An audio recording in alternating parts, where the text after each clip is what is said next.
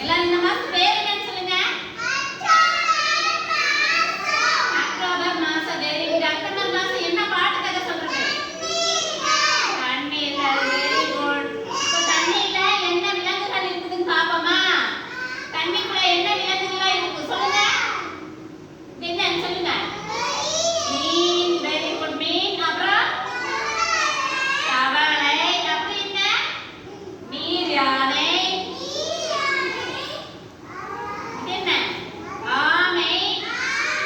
இது என்ன? இது என்ன? முதலை. இது என்ன? நத்தை. நண்டு. இதெல்லாம் தான் தண்ணிக்குள்ள இருக்கும். ஓகேவா? இப்போ நம்ம மொழி பயிற்சி படிக்கலாமா?